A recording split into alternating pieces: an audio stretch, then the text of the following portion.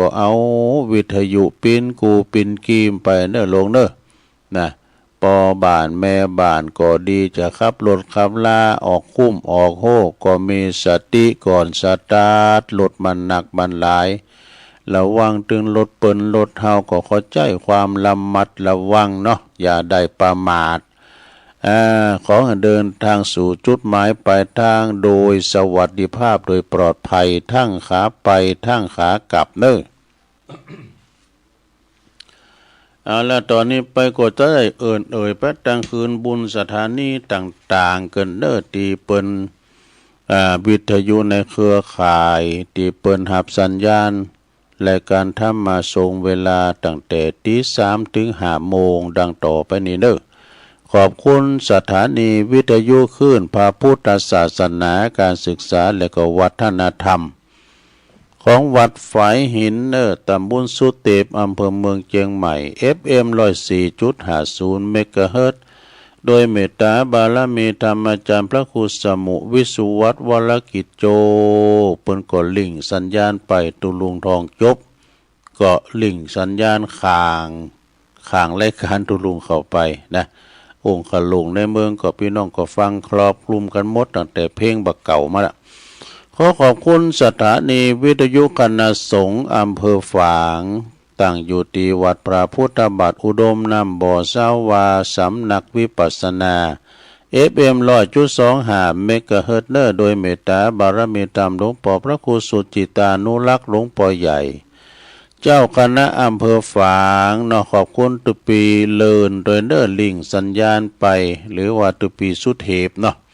พี่น้องฟังก็ฟังกันหลายไม่อายใส่ประการขอบคุณสถานีวิทยุแดนดินถิ่นล้านนาตั้งอยู่ที่บ้านห้องโงตำบลนำบ่อหลวงอำเภอสันป่าตองFM 103.50 เมกะเฮิรตซ์โดยคุณรุจิสมบัติเงาคำขอบคุณสถานีวิทยุคืนธรรมาของชุมชนวัดหอยตองซักตำบลคงเปาอำเภอจอมตองFM 98.75 เมกะเฮิรตซ์โดยเมตตาบารมีธรรมอาจารย์พระครูวาปีวรมานิตโซนไต่สายไต่ก็ฟังตั้งแต่เพลงบักเก่ามาเหมือนกันขอบคุณสถานีวิทยุมนเสียงธรรมจากอำเภอแม่แจ่มวัดบุพารามFM 106.25 เมกะเฮิรตซ์โดยเมตตาบารมีธรรมหลวงพ่อพระครูมงคลวิสิทธิ์หลวงพ่อใหญ่เจ้าคณะอำเภอแม่แจ่มแล้วก็ขอบคุณท่านพระปลัดอุทัยถึง2อุทัยโดยขอบคุณสถานีวิทยุเน็กเนลเรดิโอ FM 96.75 เมกะเฮิรตซ์ตั้งอยู่ที่บ้านโจงตำบลทุ่งกวาวห้างหุ้นส่วนจำกัดอนุสรณ์เรดิโออำเภอเมืองปานจังหวัดลำปางขอบคุณสถานีวิทยุชุมชนคนเหนือเขื่อนตั้งอยู่ที่บ้านดงดำอำเภอฮอดFM 90.75 เมกะเฮิรตซ์ขอบคุณสถานีวิทยุเพื่อการศึกษาและพัฒนาอาชีพเรดิโอเน็ตเวิร์ก FM 103.00 เมกะเฮิรตซ์อำเภอเมืองจังหวัดลำปางขอบคุณสถานีวิทยุเรดิโอเน็ตเวิร์ก FM 99.50 เมกะเฮิรตซ์วิทยาลัยเทคโนโลยีเพื่อการจัดการกฟผ.แม่เมาะลำปางขอบคุณสถานีวิทยุวิทยาลัยสงฆ์นครลำปางตั้งอยู่ที่วัดบุญญาวาสวิหารFM 106.50 เมกะเฮิรตซ์โดยท่านดร.จิรศักดิ์ปันลำผู้อำนวยการสถานีของเฮาขอบคุณท่านดร.พัชริยาฟองจันตาฝ่ายวิทยุลิงสัญญาณไปแล้วพี่น้องแม่ตั้งเมืองลำปางเขตลางนครเปิ้นฟังกันหลงหลายแต่เปิ้นบ่โทรบ่ได้ลำปางก็ฟังกันหลายในลมเมตตาบารมีธรรมหลวงปู่ครูบาหลวงพ่อเกษมเข็มมะโกจากสุสานไตรลักษณ์ทั้งสถานีพี่น้องบ้านไก่กับสีคำเรดิโอนาเหลืองนอกอำเภอเวียงสาจังหวัดน่านนี่พี่น้องบ้านไก่นี่ FM 12.50 เมกะเฮิรตซ์อันนี้ก็คือรายชื่อรายนามของสถานีขึ้นบุญต่าง เอามาเล่าสู่จูกันทำมีเปิ้นเฮาก็ไม่ได้ยินสักน้อยศรัทธาตุลุงลุกมาก็เสริมสัญญาณไปที่วัดปากตั้งเจริญ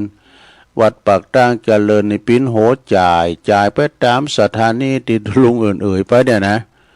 ปิ้นแม่ขายปิ้นคืนสีขาวอีกเนาะคืนสีขาวโดยเมตตาธรรมอาจารย์พระครูอภิวัฒนวิกรมเปิ้นปิดประธานคืนสีขาวนะครูบาอาจารย์เปิ้นก็จัดคิวมาออกรายการปิ่นวันเมื่อคืนก็มีเมื่อวันก็มีเมื่อเจ้าก็มีเอียกะนะเอามาออกรายการให้ศรัทธาได้ยินได้ฟังกันตั้งหอตั้งเฮินตั้งบ้านตั้งจองไปนะแก่งอมแก่เงาปิ้นกำลังอกกำลังใจศรัทธาคุณเฒ่าคุณแก่เนาะบ่ได้ว่าอยู่คนเดียวก็มีครูบาอาจารย์มาออกรายการให้กำลังอกกำลังใจศรัทธาญาติโยมก็ฟังกันไปเนาะฟังกันไปเปิ้นว่านำธรรมคำสอนขององค์พระสัมมาสัมพุทธเจ้านี่มีนักมีหลายเด้อคุ้นคว้าเอาไปตุลุงนี่ก็คุ้นคว้าเอามาเนาะศรัทธาญาติโยมเก่าพ้องใหม่พ้องซ้ำเก่าซ้ำใหม่พ้องนะก็เหมือนว่าเขาฟังถึงวันก็เหมือนกับจอพักกาดได้ก็จอพักกาดแต่ตัวเปลี่ยนนี่พ้องนะสัก5-6ติดนะก็วนมาทำก้ามไม่ก็ลำอยู่รู้เนาะทำในวันนึงฟังเบิ่มกายเนาะศรัทธาญาติโยมเนาะก็ฟังกันไปนะเปิ้นว่าตานะปาลามีอันนี้ก็ทำสับสุสังละพเตปัญญังไงเนาะฟังโดยดีก็ยอมจักเกิดปัญญาเกิดจากการฟังนี่เป็นการลงทุนหน่อยแต่ได้กำไรนักนะประเมินคุณอู่ในเท่าอย่างเปิ้นเป็นนักเทศเนาะเปิ้นต้องเกมพร้อมลูกปืนติ้มแหล่งเปิ้นจะไปแล่นเดินดงความโหดต้มนักก็จะไปฟ้าวให้เนาะบางคุณบางตุนนี่เปิ้นก็เป็นความสามารถของเปิ้นไปฟังเปิ้นแล้วก็โอ้เป็นหน่วยเป็นก่อนเต็ดน้ำเต็ดธรรมก็พุทโธเป็นดีเหลื่อมใสนะก็ไผก็ตามศรัทธาไผก็อยากจะเป็นอย่างเปิ้นแต่ว่าคนเฮานี่แข่งบุญแข่งวาสนาแข่งกันบ่ได้แข่งแข่งพายแข่งได้แต่บุญไผบุญมันได้หอมไผหอมมันนี่นะเปิ้นว่านะแล้วแต่เปิ้นจะสร้างกันมาแต่บางคนเนี่ยเปิ้นมีจิตอาสาเนี่ยทำหมดกูสิ่งกูอย่างสุมาเตอศรัทธาปิ้นผู้ดูแลในการสุมาเนาะเปิ้นมีงานศพงานสากจุว่าไปจัดการสวาเผาสรีระลางของเปิ้นนี่นะบางคนทำบ่ได้นะบางคนทำบ่ได้ใจอ่อนนี่นะเผาผีจีกระดูกนี่เปิ้นทำได้โมก็ได้บุญเนอะศรัทธาเนอะเปิ้นว่าได้บุญคุณเฮานี่จะไปเยอะอย่างอันมดมันก็ได้เนาะฉะนั้นวันนี้มาปบมาปะกันแล้วตรงกับวันพฤหัสบดีวันนี้เป็นวันที่27เนอะศรัทธาวันนี้นะเป็นวันหอวันโกนเนอะพวกเดือน6จะดับแล้ววันที่28นำพวกวันศีลเนอะศีลใหญ่ศีลโลงเนอะพวกวันเสาร์ด้วยหรอโอ้จะได้ทำกิจกรรมเนอะพวกน่ะจับพอดีวันเสาร์ด้วยแล้วก็เป็นวันศีลด้วยจะได้กิจกรรมยกวัดมาบ้านแล้วก็จะเสาะทำเมืองมาเตดให้ศรัทธาได้ฟังกันเนาะวันพุธนะวันนี้เป็นวันศุกร์อยู่จบรายการตุลุงก็ฟังมรดกธรรมกำเมืองของอาจารย์พระครูชลทานพิทักษ์ครูบาแดงเนอะวัดแม่ห้องใครเนาะ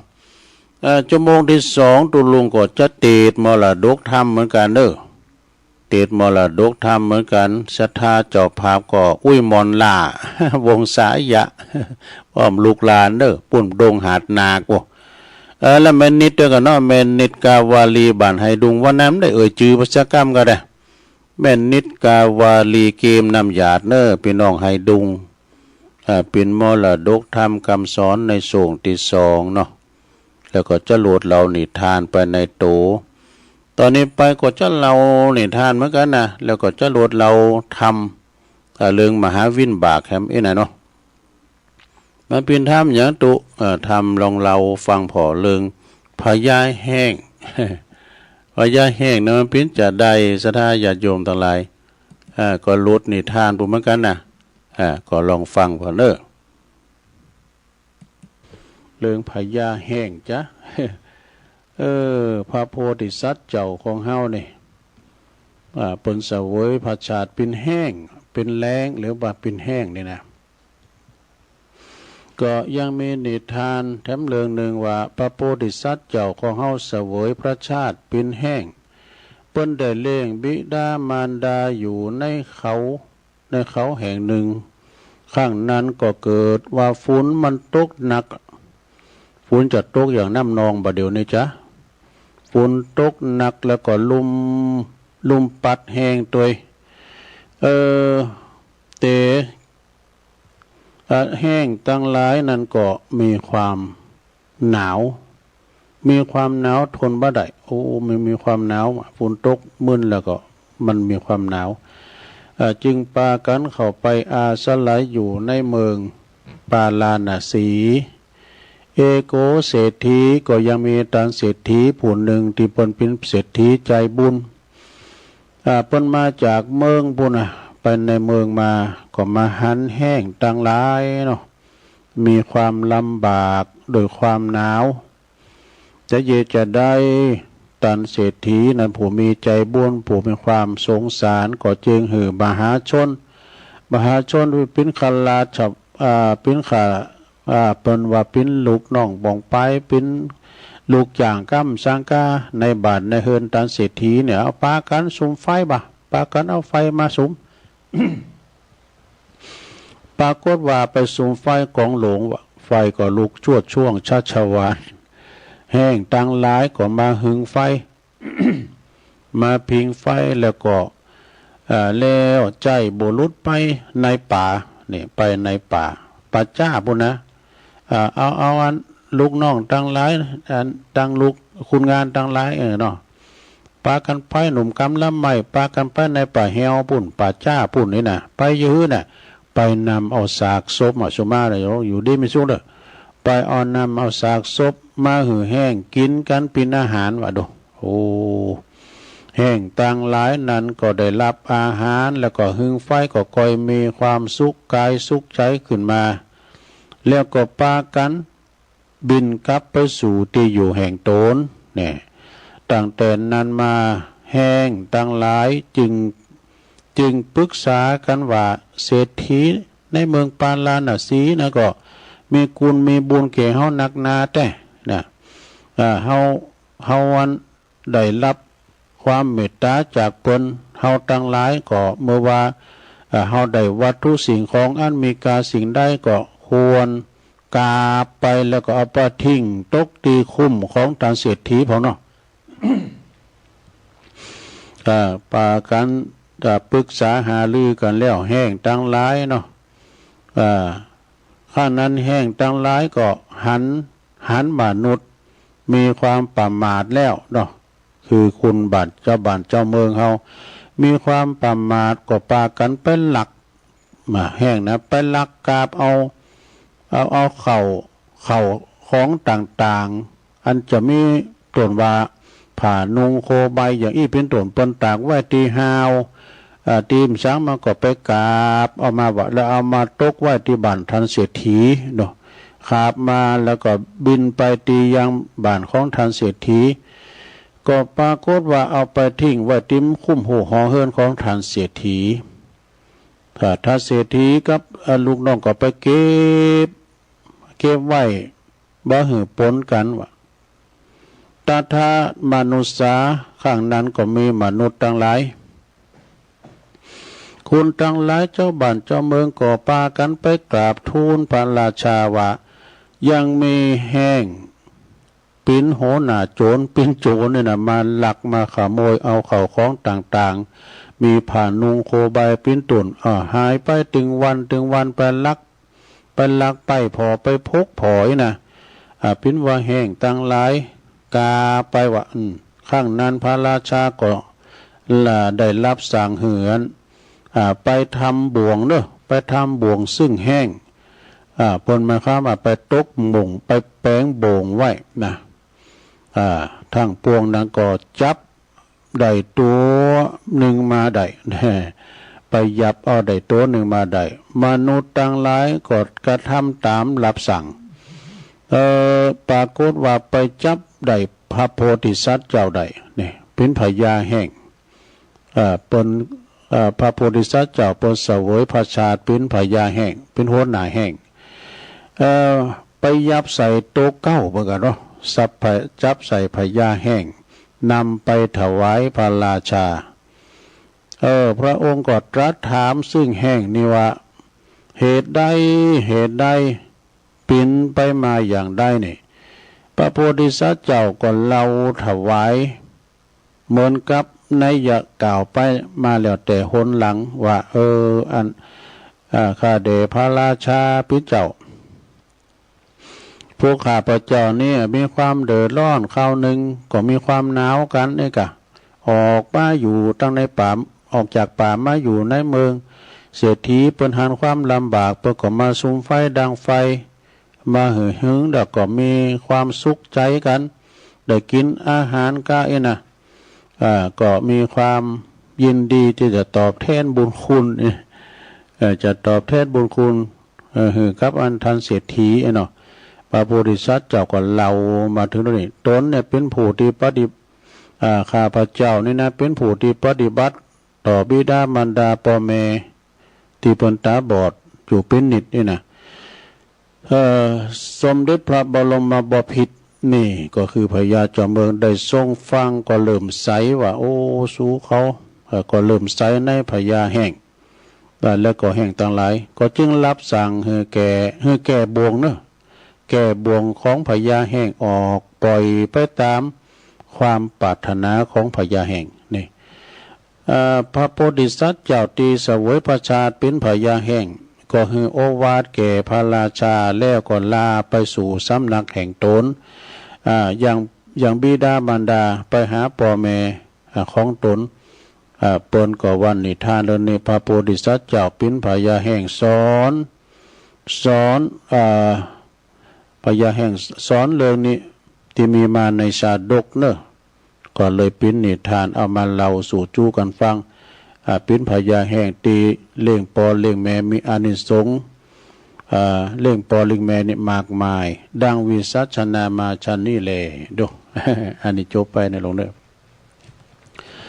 เพราะพญาแห้งเนี่ยเป็นมีความกตัญญูถึงสองฝ่ายสองกระเบื้องเฟืองฝ่ายหนึ่งก็มีบุญคุณซึ่งก็เป็นปิตามารดาที่เลี้ยงดูปูปาดเฮามาก็ไปเสาะวาหากินเอาเหยื่อมาป่อนปอป่อนแม่ที่ตาบอดอีกแล้วก็แถมส่วนหนึ่งก็มีความกึดถึงบุญคุณที่ทานเศรษฐีแต่ก่อไฟกองหลงแล้วก็หึงไฟจนได้มีความสุขแล้วก็ทำอาหารเอาอาหารมาให้กินนี่กะอันนี้ก็เป็นความกตัญญูของสัตว์เนาะเหมือนกับหมู่เฮาต่างหลายที่คือเติงเถิงหาความกตัญญูต่อบิดามารดาพ่อแม่อย่างว่าเปิ้นยังมีอินทรีย์ชีวิตอยู่ก็เฝ้าดูแลรักษาพอก้อยดูแลเลี้ยงดูปูปาดเปิ้นคือมีความสุขอีนะเวลาว่าเปิ้นล้มหายตายจากไปผู้กดตานขันเข่าตานขันเข่าขันน้ำไปหาอย่างเดือน12บัดเดี๋ยวเนี่ยศรัทธาญาติโยมทั้งหลายเดือน12ออกมานี่จ่ายโยมพิบาลเปิ้นก็ปล่อยเพศปล่อยผีนี่ตามมันหนแห่งถ้ำเปตพลีเนาะที่เฮาฟังครูบาอาจารย์ที่เปิ้นเทศนาฟังที่เปิ้นได้เทศน้ำเทศธรรมหือไปหือฟังคุณเฮาเมื่อตายหลงรับดับขันไปแล้วปิ้นปอปิ้นแม่ถึงว่าเดือน12เปิ้นก็จะต้านโกเข้าโกน้ำเพราะว่าก็ยังมาต้านกับเดือน12ว่าเดือนอื่นบ่ต้านก็ต้านได้ตลอดปีตลอดแรงเด้อ แต่ว่าเดือน12เนี่ยมันก็จะเข้มข้นมาแถมหน่อยหนึ่งนะมันจะเป็นฤดูประเพณีเปิ้นเนี่ยเนาะตานสลากหักไม้กาตานสังกาตานตุ่นเงินกาส่วนหนึ่งเปิ้นก็จักอุทิศแผ่กุศลนะบุญไปหาปู่ย่าตาโทษปู่ย่าตายายนะบรรพชนบรรพบุรุษเฮาที่เปิ้นล้มหายตายจากเปิ้นได้เฮาได้เต้นเข้าเต้นของมรดกตกทอดปินให้นาป่าตั้งเลิกโซนไรนาบ้านจองฮอเฮินเนาะเฮาได้สืบได้เต้นเปิ้นก่อนนะว่าเฮาเนี่ยนะจะต้องเป็นคุณกตัญญูตานโกเข้าโกน้ำเวลาว่าเฮาตานแล้วเปิ้นก็จะได้เสวยกับกายไปเป็นเทพบุตรเทวดาอย่างนั้นเนาะตามในธรรมเปตพลีน่ะเวลาเปิ้นมาแล้วเปิ้นจะสอหาลูกหาหลานนี่เพศพ่อเพศแม่ก็ได้สอหาลูกหลานที่ตายไปก่อนก็สอหาพ่อหาแม่หาของกินของทานต่างพ่อหลวงแม่หลวงก็สอหาลูกหลานเนี่ยนะเพศสามีกาก็ไปสอหาภรรยาเมียเก่าเพศเมียเก่าก็ไปสอหาสามีกาเนี่ยเพราะมันศูนย์อ่านกันเนาะเปิดก็ไปสอหาของกินของทานเข้าเพราะในโบสถ์เวียงหารโบสถ์โซดปนว่าในธรรมปนว่าเนาะที่ว่าผีเข้าวัดนั่นใดตานก็เข้าก็ไปตานนอกวัดเนี่ยมันตายบดีบดักนะตุนะอย่างตูลุงในสัมภาษณ์ก็บ่ตานนอกวัดเนี่ยบ่เตียวลุงพวกลุงดอยพวกนี้พูดตีนขึ้นได้นาพวกกันตัวเตียวขึ้นมาได้พุทโธ200 กว่า 4ก็ได้นะขึ้นได้นาก็อันนั้นก็ตานที่ไหนก็ได้ครูบาอาจารย์เปิดวาดูเปิดวาแล้วก็มีก่อนยังมีวิทยุใหม่ๆเฮาฟังกันใหม่ๆเนาะเอาก่อนนี่เจ้าทั้งภาคเหนือเฮานี่นะบ้านนอกบ้านนาเฮาเนี่ยเปิ้นตานโกเข้าตานมนแรงนู่นซะนะว่าวัน14ค่ำสมพุกวันศีลเนาะพวกนี้จะเป็นวันเดือน12ปิ้งก้านะเพิ่นจะไปตานแรงล่ะเพิ่นเฮ็ดตานต้นแรงพิดว่าเพิ่นจะต้านของที่มันอุ่นๆห้อนๆอยู่ห่อหนึ่งซุกใหม่อยู่นะเอาเข่าครูบาอาจารย์นักปราชญ์บัณฑิตเพิ่นมาออกรายการก็บ่สมควรที่จะต้านกูเข่าตอนตะวันบ่ายจ่ายเด้อนะตามพินัยเพิ่นก็ว่าอันการแพ้ว่าบ้านได้คุ้นขอบคงโคไปตานตอนแรกเนี่ยก็สะหน้าตุลงตุกเก่าเพิ่นว่าอีนี่เอาเขาก็มีความหู้เนาะครูบาอาจารย์เปิดก็มาออกรายการเปิดก็ตุลุงก็ได้ฟังก็เปิดนะก็ได้ฟังได้ยินก็เปิดเขาก็ไปตานกันในตอนเจ้าอย่างกะสถานเนาะอันนี้ก็เกี่ยวกับการกินการตานปิ้นปัญหาอมตะนะแต่ก่อนอ่อนมาที่เปิ้นเราสู่จู้กันฟังว่าตานขันเข่านอกวัดนอกว่าเนี่ยวัดป้านี่ผีเขามใดก็หาเข่าใดก็ในธรรมมรสะหาแถวลงโบสถ์โปสถวิหารปุ่นโมดก็จบไปเอาทำเลืองหนึ่งนะสันนะเอาทำเลืองหนึ่งอันนี้มันจะมาในธรรมมหาวินบากกะเนี่ยลองฟังก่อนนะลงเด้ออันนี้ก็เน็ตอยู่เหมือนกันนะเป็นธรรมเป็นนิทานนี่กะนิทานในธรรมนะนิทานที่มาในธรรมปิ้นจะได้ก็ลองฟังก็มีเรื่องเราว่าเศรษฐีบ่มีบุตรให้ทำมหาวินบากแต่ก็ได้ลองฟังก่อนคล้ายๆกันนะแต่อันนี้มันเป็นไทยหน่อยดำเนินตามธรรมบทว่ายังมีตันเศรษฐีคนหนึ่งเด้อมีภริยาเมื่อภริยาถึงแก่กรรมคือทำลายดับขันไปแล้วอยู่บ้านคนเดียวก็อยู่คนเดียวอยู่มาบ่อนนั้นหนักต่อใดตนเองก็ได้ถึงตนเองก็ถึงแก่กรรมเพราะความชราอันนี้ก็ตายเหมือนกันนะตายถึง2ถึงเศรษฐีถึง2ก็ตายกติกาเนาะเพิ่นก็มีว่าอันนี้เนี่ยเป็นอย่างอันเด็กตายเปิ้นตายถึง2พ่อแม่เศรษฐีนะกติกาเปิ้นตั้งไว้สมัยเดิมอ่อนก่อนนั้นเปิ้นบอกว่า ถ้าว่าเป็นเศรษฐีก็ดีมหาเศรษฐีก็ดีตีเปิ้นล่มหายใจจากไปแล้วบ่มีบุตรมีลูกหลานมีจยคกูลเปิ้นถึงแก่กรรมไปแล้วเนาะทรัพย์สมบัติของท่านเศรษฐีทั้งหมดก็ต้องตกเป็นของพระราชาตกเป็นของหลวงหมดฉะนั้นเมื่อว่าเศรษฐีบ่มีบุตรตายไปพระราชาคือพระเจ้าเสนาพระเสนาธิโกศลนี่ก็ฮับสั่งเสนาอามาตย์ตั้งหลายไปขุนทรัพย์สมบัติอันมหาศาลของตันเศรษฐีเข้าไปเก็บไว้ในท้องพระคลังหลวงถึงหมดนะโอ้ทรัพย์สมบัติปนมีหลายใจเวลาอยู่ขุนอยู่7 วันวะดูทรัพย์สมบัติของทานเศรษฐีในใจเวลาขุนอยู่7 วันโดยกันเด้อจึงขุนทรัพย์จนสำเร็จไปพระราชาหรือว่าพระเจ้าปเสนาธิโกศลก็เสด็จเข้าไปถวายอภิวาทพระบรมศาสดาตีพระเชตวันแล้วประทับนางอยู่เฉพาะพระนาพระพักตร์เฉพาะพระพักตร์แล้วก็จึงกราบทูลว่าตานเศรษฐีกหบดีผู้มังคังตายได้7 วันแล้วพระเจ้าค่ะให้ดูพฤติกรรมของเศรษฐีคนนี้ต่างจากคนโทไปพระเจ้าค่ะเช่นว่าคุณใจเป็นนำเอาข้าวน้ำโภชนะอาหารใส่ภาชนะทองคำไปหือก็ดุด่าว่าสิ้นเปิงอาหารดินนำมาเนาะที่อาหารดินทำมาแล้วก็คุณใจทั้งหลายทำอย่างปานีตก็ไปดุไปด่าเปิ้นหาว่ากินเปิงย่อมไปยัด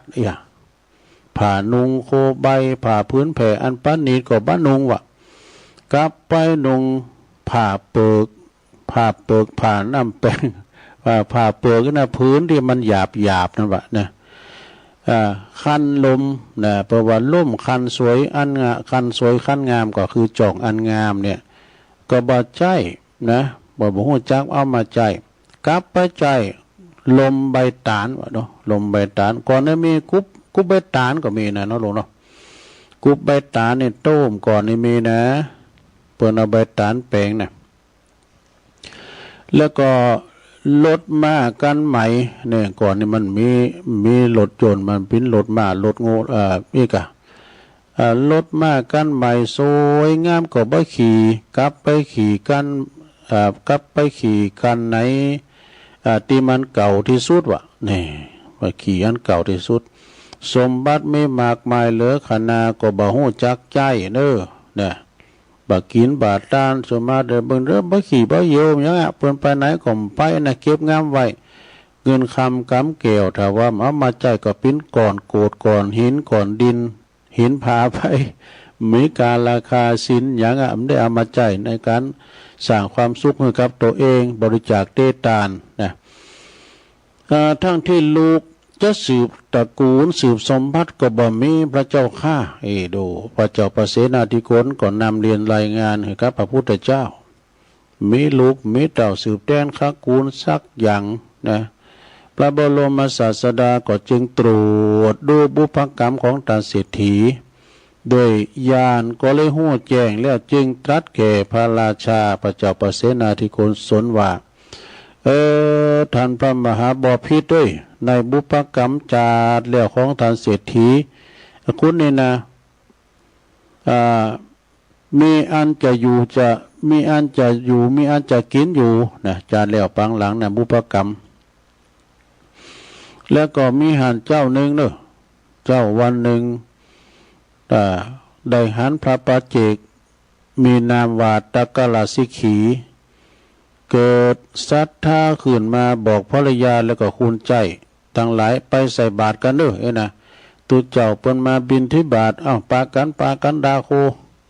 มาใส่บาตรพระปัจเจกพุทธเจ้าพระปัจเจกพุทธเจ้าก็ได้รับอาหาร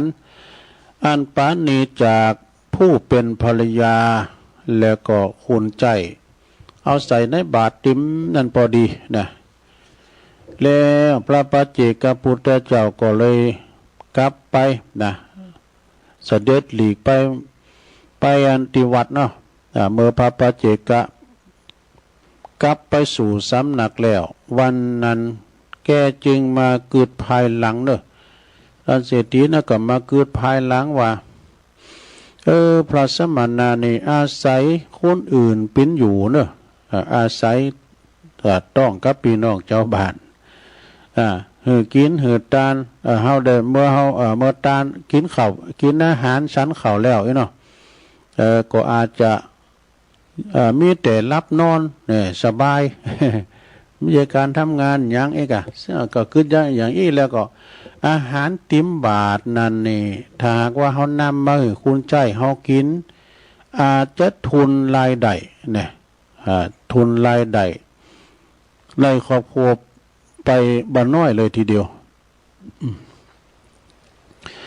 แล้วก็จากนั้นเศรษฐีคนนั้นบ่มีบุตรบ่มีลูกนี่ก็โดยเหตุว่าพอดีปีอ้ายใต้โหของเปิ้น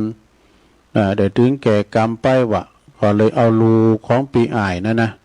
เป็นลูกชายของปีอ้ายนะเอามาเลี้ยงเป็นบุตรบุญธรรมวะในระหว่างนั้นหลานมันก็อายุใหญ่มาพองแล้วมันจำความได้ดูอายุ5 ขวบ6 ขวบนั้นจำได้จำสิ่งต่างๆของปอของเปิ้นได้มันก็จึงกล่าวว่าโง่ปู่ขาวล่ะปูนี่ก็เป็นโง่กูเนาะกระบือหรือว่าควายอันนี้ก็เป็นของอีปอเนี่ยมันจำได้ดูให้หน้าแปลงนี้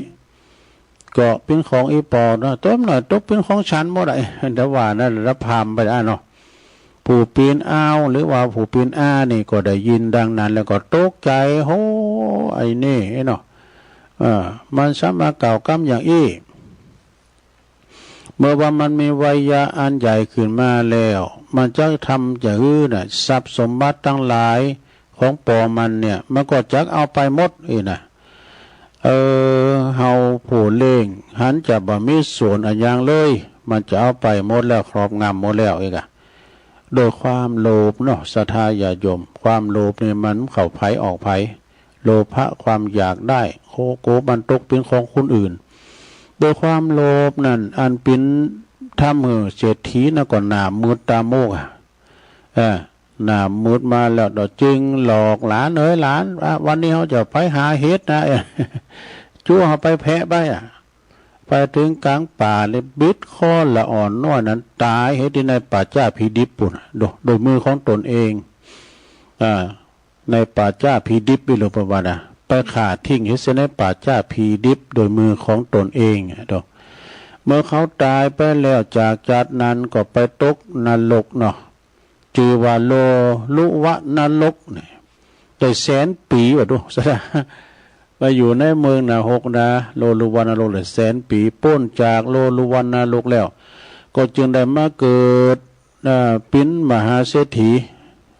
มาเกิดเป็นเศรษฐีในพระนครของพระองค์นะแม้ว่าพระองค์จะทรงกระทำความดีมีเหตุการรักษาศีลเจริญภาวนาขุนบุญกุศลขนบุญกุศลเข้าไปในพระวรกายก็ทำเป็นตัวอย่างสักเพียงใดก็ตามเศรษฐีก็บักกากระทำด้วยก็เพราะว่าบุพกรรมอันขาดหลานของตนก็เริ่มมีลูกจัดนี่ก็เริ่มมีลูกยังนำมาปกปิดบังกำบังความดีของเขาอยู่นะตีเขาได้ตำแหน่งเศรษฐีนั้นก็เพราะเขามีศรัทธา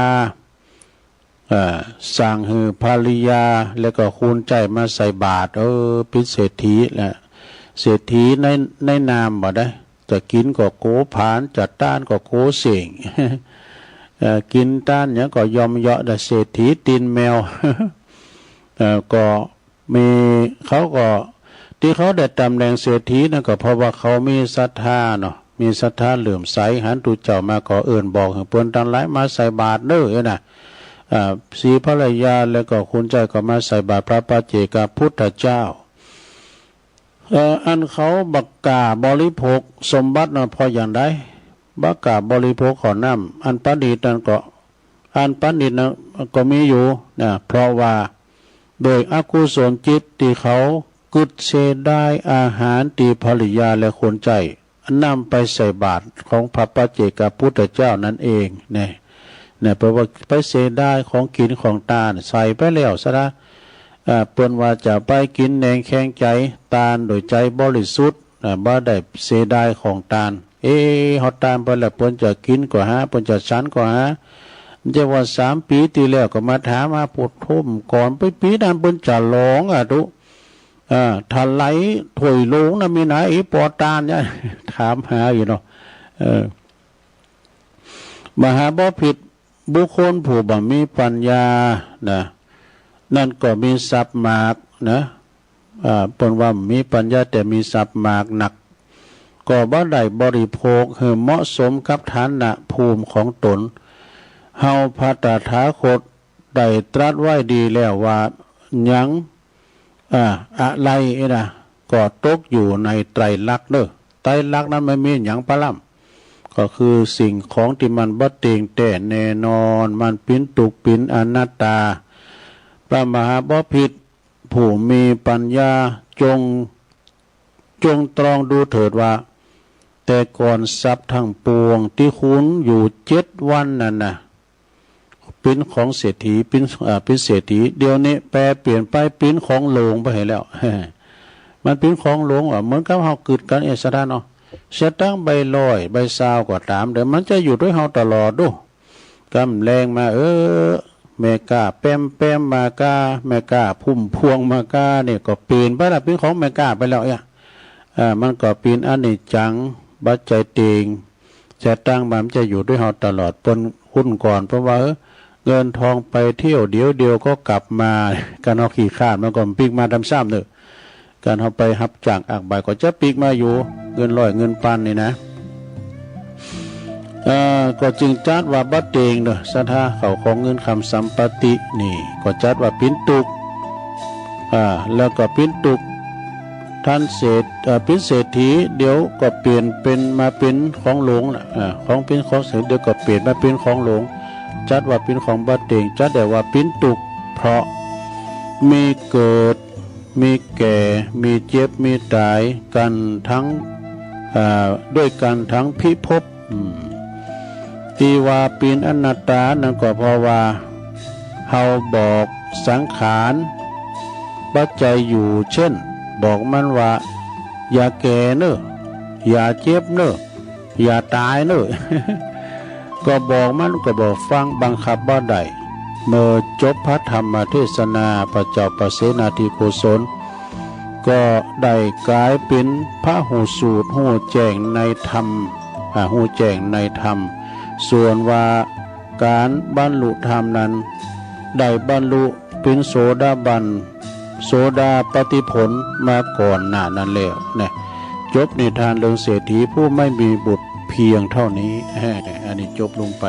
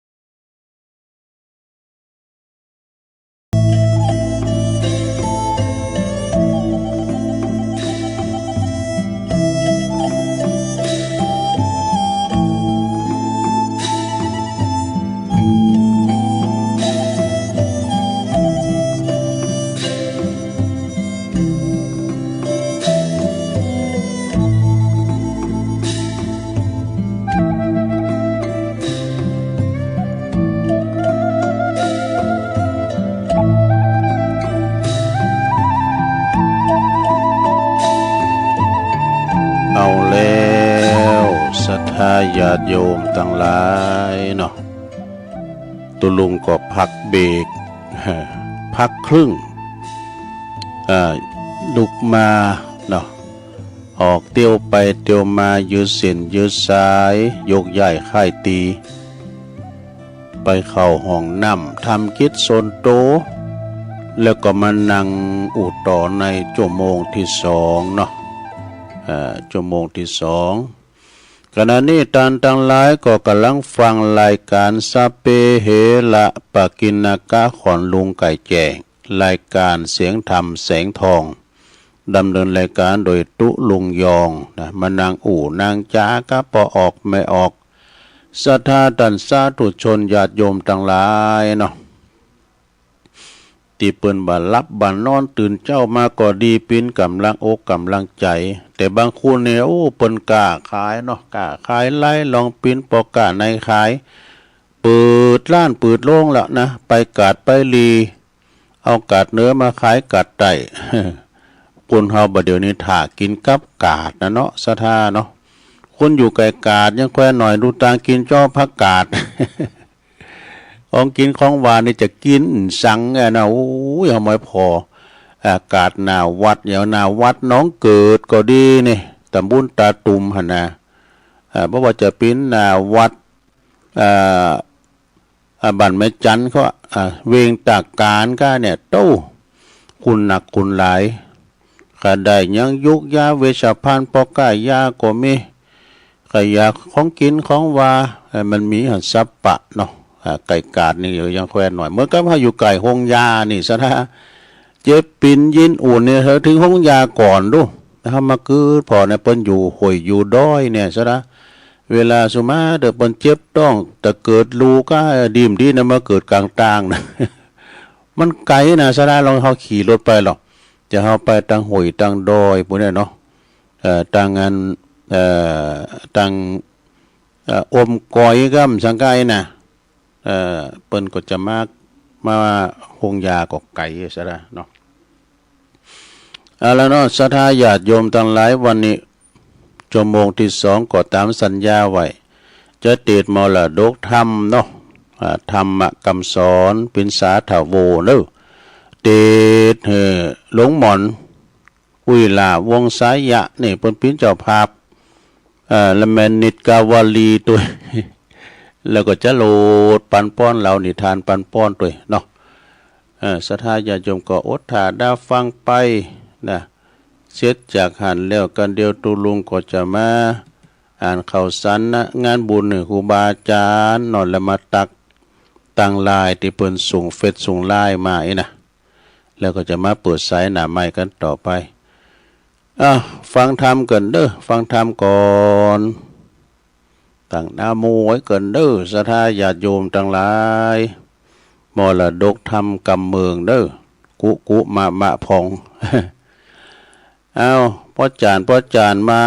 มานิพพานังกรรมนิพพานังเยนากัลลังลัมมังเยนากาสายังปานติโตตังโนมากังอุติสิตุงธัมมามุตตมังปัจจังอาลาธานังกะโลมา นะโมตัสสะภะคะวะโตอะระหะโตสัมมาสัมพุทธัสสะสัทธโวดุลาสัพพุลิสัตทั้งหลายทั้งหญิงใจน้อยใหญ่ผู้มักใฝ่เจยบานนะจึงเฮตานบ่ขาดมีสินสะอาดรักษาปากันมามวลหมู่พร้อมหน้าอยู่ฟังธรรมจงอย่าจากกรรมน้อยใหญ่น้อยเป็นกรรมถอยสาทานจักเสียการปังเป่ามาเฝ้าฟังตาเก่าดอมได้คนยิ่งใจอยู่ไกลจักเดือดไม่แกนใจเราจักไขบอกกล่าวให้รู้ข่าวขี่ยา ถึงคนนาในโลกว่าเมสุขทุกโศกสุนกันพ้องก่อสุขอันนันคำเจ้าพ้องก่อมาทุกโศกเศร้าเครื่องขี่ร้ายและดีนิสัยมีกับลูกตายนานมาคนมีพายาจบจอดตุกก็บอดตอดมาปานนานใดเจยบานชื่นจอยคนพายาดอยปึกตาลสุงตุกปาวันนำบ่อขาดได้ไม่มาดเครื่องขี่กันจักนี้กันจักเฮือเนพ้นจากตั้งตุกยากสงสารเฮือใดเจยบานนั่นสายจักไปใดสันใดเราจักขายบอกกล่าวเฮรู้ข่าวขี่ยาบาทนี่แหละนาสัทธาอันว่าสัพพัญโยปาพุทธาเจ้าได้เตสนาแล้วเป็นคาถาว่ากรรมมนาวัตติโลโกดังเนขายเก่าจี้เป็นไม้ว่าสัตว์ทั้งหลายในโลกมวลหมู่ย่อมย่อมเป็นไปตามกรรมอยู่ภัยมันย่อมพ้องก่อมาสุขคืนวันค่ำเจ้าบ่โศกเศร้าเครื่องกาผาทานมักไฟหรือใครใดอันใดก็สมใจกู้เจือดังไฟเอื้อใจมาโลกาลายพายาตก็บ่มาปาดอินทรีลูกหลานเมใหญ่น้อยสอนอยู่ทอยฟังกรรมบ่มัวมัมบ่มัวดำกลายหยาบบ่กะทำบาปกับตนจุมหลังคนนั้นใส่สร้างกรรมไว้ลายลำกรรมตอบกรรมก็มาสนองตามตอบสายได้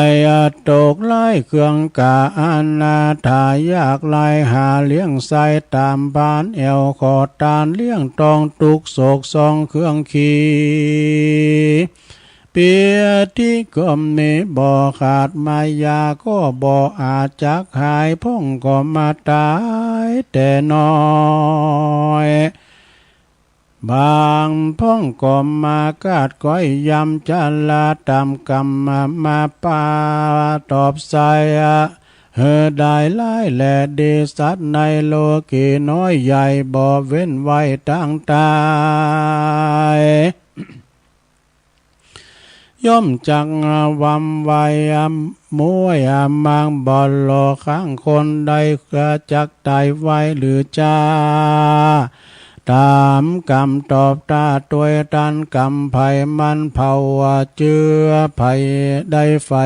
เอื้อนำมากันว่ากรรมนั้นใส่จักเกิดได้มาเอาคือกายของเราเป็นเก้าวาจีกรรมแล้วเป็นสองจิตใจปองกาวถอยวาจีกองสามประการนี้เป็นหมายกันว่ากรรมทั้งหลาย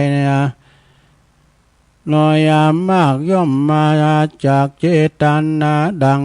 พระพุทธที่ไว้เทศนาไว้โอวาทเป็น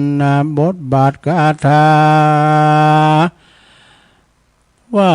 ภิกขเวดุลาภิกขุทั้งหลายอันว่ากรรมทั้งหลายนั่นหมายเก่าแก่คือหากมาได้แก่การกระทำบุญและบาปกรรมนั้นสายจากสำเร็จใดด้วยใจกรรมนาจักนำไปเป็นเหตุเข้าสู่เขตสถานนั่นแหละนา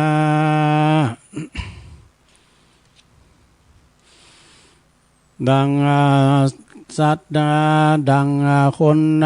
าหนุ่มมาเทาวะมีใจบ่อเศร้าเจยบานได้หืดตานบ่อขาดมีสินสะอาดหักษา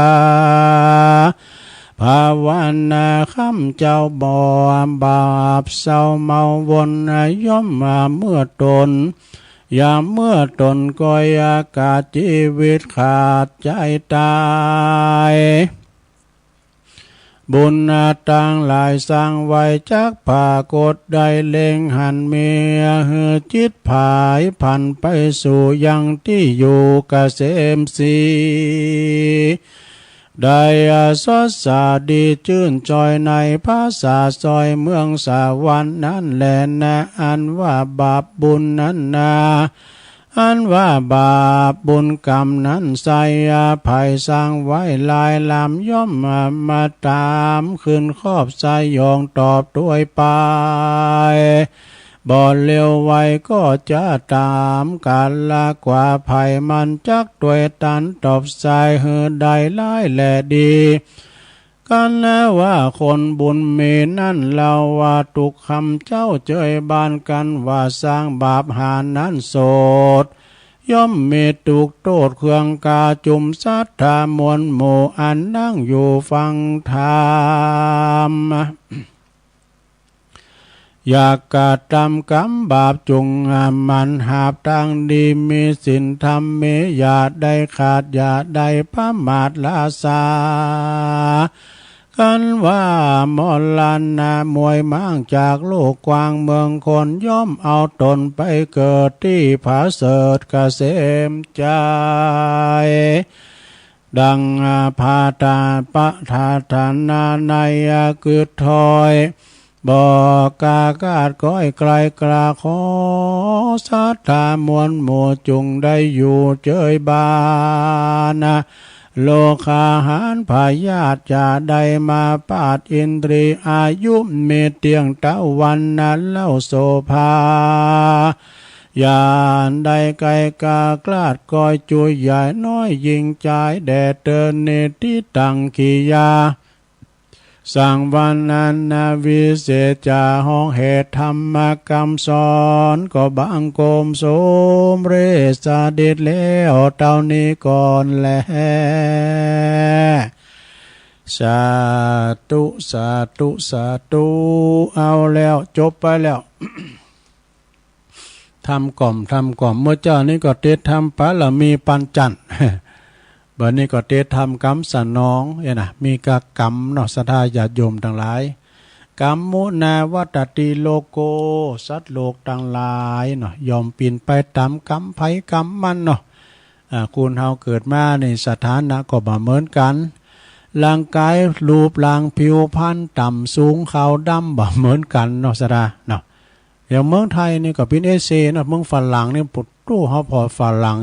คือสีเผือกไว้สีขาวไว้นะเนาะมันก็ถิ่นได้ถิ่นนานจ้ะเนาะพันในพันนันเนี่ยเนาะศรัทธาญาติโยมทั้งหลายบางพองก็เกิดมาตุกไล่เขียนใจในกรรมในธรรมกรรมนี่นะบางพองก็เกิดมาอายุมันยืนยาวอย่างเจ้าภาพอย่างอุ้ยหล่าเนี่ยเนาะอุ้ยมอนหล่าวงสายะเก่า16แล้วเนาะบาดเจ็บไข่เมยนาวยินยังซักอย่างนะศีลจำก็ดีมีความจำดีโทรศัพท์มาอย่างใดนะเก่า16นี่นะเนาะ ก็จกภัยบุญมันร่างกายของคนเห่าสราบางคนก็ต่ำก้อยน้อยใจนะเกิดมาผิวพรรณวันนะบางพงเนี่ยสราอย่ายอมเกิดมานะเป็นหุดเป็นหูนะเป็นหน้าตานี่พอยังผิวพรรณอย่างบะขูดมันมีอย่างสรานี่นะแล้วบางพองในตุลุงเคยหันนะสราก่อนนี่ไปแอวงานตามงานวัดนี่สรามีคุณโหหลงสราเกิดมาใจกรรมเนอะแพบตาหยาบแล้วก็ปนเอานอนอยู่ที่หน้าศาลาแล้วก็แม่ไปก็วีเฝ้าอันนี้ก็แล้วก็เอาขันอันนี้ไปก็เอาสตั้งไปหอมนี่ออกงานใดดู อันนี้ก็เป็นกรรมอย่างหนึ่งนะสราหัวใหญ่แล้วก็ตัวน้อยนะอันนี้ออกงานวัดใดก็กรรมนะสราญาโยมเอาไปหันก็แปลกอกแปลกใจคุณโหหลงแต่ตัวน้อยอีก็มีนะคุณแข็งหักขาโดนก็มีมดแต่ห้อมหันอย่างนึงนะสราคุณไม่โหย มีเนาะอันนี้ออกงานนิ้มใดนะคุณไม่โหยมันไม่มีสมองด้วยสราญาโยมนรายสถานกรรมของภัยของมันนะบางคนเกิดมามีโรคภัยไข้เจ็บยังซักอย่างนะ หมายความว่าเคยไปหงยุคหงยาอีกก็มีนะอายุ70 80 90 ปีก็ยังปั่นรถถีบได้อยู่อีกก็มีเนอะสถานเนอะแล้วแต่สถานการณ์กรรมภัยกรรมมันเหมือนกับปอจานนี่ซื้อแล้วว่าปอจานวัดเฮานี่นะปอเป่งนี่เป็นอายุ83นี่สดาสินจำดีเป็นจานวัดมาจาดมึนน่ะขับรถอีซูซุขึ้นมาดอยใดดู สินจำดีหูตาดีขับรถขึ้นดอยใดนี่ก็เนี่ยบุญไปบุญมันนาศรัทธาฉะนั้นเอาจะไปตกอยู่ในความประมาทปางพองก็เกิดมาจาดนี่โอ้มีเป็นคนปีโกนปีการไล่เค้นใจกึดเสืองอันใดก็บ้าใดนะเดียวกันเนอสตาตุลุงก็เอานี่มาวาทำกรรมนะก็นอสตาเนาะเวลาตุลุงหลายนะก็อินดูเปิ้นนะอินดูหยังตุอินดูเดียวว่าเปิ้นจะฟังก็โคจะรำคาญตุลุงก็จะเกรงแก่ตุลุงว่าเปิดซ้ายมีไผโทรมาอีกกันเนาะเปิ้นไปเยการทำงานกันก็เลยจะเอานิทานมาเล่าจะเล่านิทานธรรมนี่ก็แก่คัดแก่เคินได้นะสดาแต่มันเป็นนิทานธรรมนะบัจจัยมาแต่งเลยกันเนออันนี้นะสดาญาติโยมทั้งหลายนิทานนี่เก่าขนาดเนอสดาเนอนะเรื่องอภัยโจรนี่จะฮื้อไปลองฟังบ่เนออภัยโจรนี่นะเคยเล่นเราแล้วก็ฮะเนาะยังมีโจรคนหนึ่งเจว่าอภัยโจรพี่ว่าจือเปิ้นว่าอภัยโจรนะมันจะโจรหรืออภัยนะโจรจืออภัยโจรมีบริวารมาประมาณ500ปุถโธอันนี้โจร500ด้วยนี่เตโจลาโจรตั้งหลายนั้นเที่ยวป่นเจ้าบ้านเจ้าเมืองบ้านน้อยเบิ่งใหญ่นี่ประมาณไกลถึง30โยชน์โดอาณาเขตมันกว้างเด้อแต่ไปจริงเขาจริงของจริงเงินทองเขาปลาอาหารเปิ้นว่าสะดมป่นสะดมพี่น้องเจ้าบ้านก็ปากันหนีไปเมืองอนุราชบุรีนี่หนีไปไกลเด้อโดยความโกแก่โจรทั้งหลายนั่นเองที่หนีบอกบ้านเอาเมืองปัญหามันป่นจี้สะดมเกี่ยวแหวนเงินทองเอาไปหมดในข้างนั้นคุณทั้งหลายก็บ่ได้ไปสู่ก็บ่ได้ไปสู่เขาสู่วันคีรีวิหารว่าเปิดว่าจะไปไหวนมัสการพระธาตุเอกติวสังยังมีวันหนึ่งเนี่ยโจรทั้งหลายนี่โจรทั้งหลายนี่ก็โจร500นี่นะปรากฏว่าโจรทั้งหลายก็โจรกันจะไปป่นคีรีวิหารนี่เปิดจะเอาของสงฆ์เนี่ยของวัดก็ของสงฆ์เนาะปากันไปจะไปป่นคีรีวิหารเปิดจะเอาของสงฆ์ของเจดีย์คุณรักษาอารามเนาะคุณรักษาอารามทั้งโป่งหันว่าโจรมันมาหนักจึงปากันไปบอกเหตุให้แก่พระเถระผู้ใหญ่พระเถระผู้ใหญ่ก็ถามคุณรักษาอาวาสคุณรักษาอารามว่าข้าวสารและก็เนื้อปลาเนยนมมีหรือไม่นะคุณรักษาวัดก็บอกว่ามีแต่ของสงฆ์มันจะของวัดมีแต่ของสงฆ์นี่เนาะพระเถระก็จึงบอกว่าตันจงนำเอาของสงฆ์น่ะไปหุงตุ่มให้แก่โจรทั้งหลายกินเถิดเนาะยังไปเล่งโจรอยู่นะไปตุ่มเข่านุ่มเนยตุ่มเข่าให้มันโจรกินคุณรักษาวัดก็เอาของสงฆ์ไปหุงตุ่มเลงพวกโจรทั้งหลายปินอันมากมายนะโจรทั้งหลายได้รับประทานอาหารแล้วจึงถามคุณรักษาวัดว่าของเหล่านี้เป็นของไผแล้วก็ไผหือนำเอา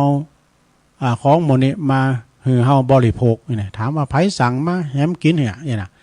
คุณรักษาวัดก็บอกว่ามันใจไผที่ไหนแหละพระเถระผู้ใหญ่นั่นน่ะเปิ้นใจหือข้าพเจ้าเนี่ยเอามาหือตันมาเลงนะเลี้ยงหือตันเขากินอิ่มน้ำสำราญโจรทั้งหลายก็ปากันเข้าไปสู่สำนักแห่งพระมหาเถระเจ้านะถวายนมัสการว่าบอกว่าข้าพระเจ้าทั้งหลายนี่นะ บอกว่าข้าแด่ท่านทั้งหลายผู้เจริญข้าพระเจ้าทั้งหลายเนี่ยปากันมาครั้งนี้นะปรารถนาจะมาป่นมาเอาข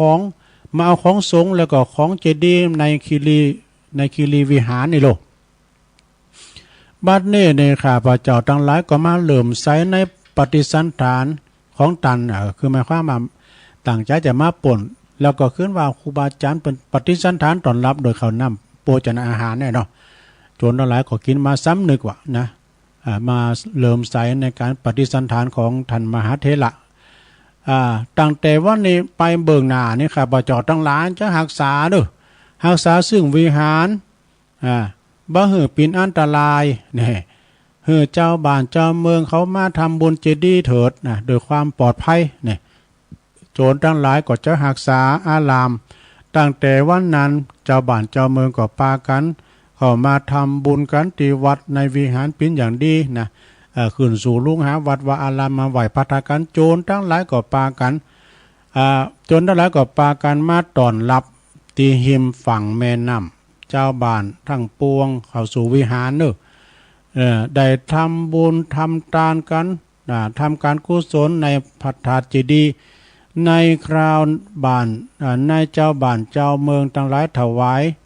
ายแก่พระสงฆ์เนาะถวายท่านแก่พระสงฆ์ของตีเหลือพกก็เล่งพกโจรทั้งหลายด้วยนี่หมายความว่าเปิ้นเล่งเข้าน้ำโภชนาอาหารน่ะพระเจ้าพระสงฆ์ได้ชั้นแล้วก็เหลือก็เล่งกับตั้งพกโจรทั้งหลายตัวอีกเนาะกับบ้านกับจองโจรก็มาสูงว่าดูเจ้าบ้านก็ดีใจเนาะถ้าปิกบ้านปิกจองโจรทั้งหลายก็มาสูงครั้งนั้นเจ้าบ้านทั้งปวงฮู้ว่าโจรรักษาปินตีสบายอกสบายใจบ่มีอันตรายใดๆเกิดขึ้นเนี่ยก็ปากันมาทำบุญเฮือตานปินอันหมากหนักขึ้นมาเลยๆดู มีความปลอดภัยเนาะในชีวิตและทรัพย์สินเนี่ยด้วยอานิสงส์ในอดีการทำอามิสถาอามิตรปฏิสันฐานเอกะทิวาสังยังมีวันหนึ่งพระภิกษุทั้งหลายก็ได้อู่กันว่ามหาเถระนี่เอาของสงไปให้แก่โจรพกโจรทั้งหลายนี่บ่สมควรเนอะนี่ดูเจ้าทั้งหลายก็ขึ้นมาอี้ดำแล้วนะพระเถระเจ้าก็ได้ฟังพระภิกษุทั้งหลายว่าดังนั้นแล้วพระผู้เป็นเจ้าจึงเหอประชุมพระสงฆ์ทั้งปวง